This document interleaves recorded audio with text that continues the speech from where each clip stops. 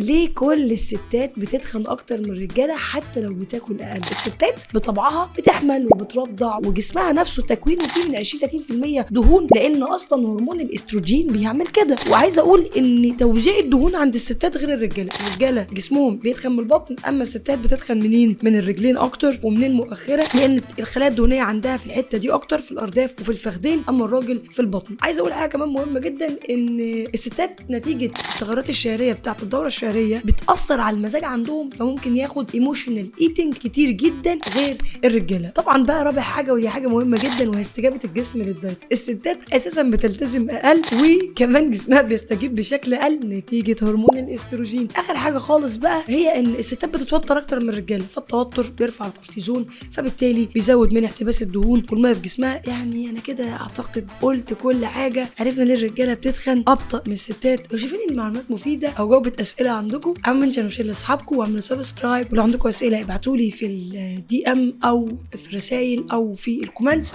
واشوفكم في فيديو جديد. باي باي.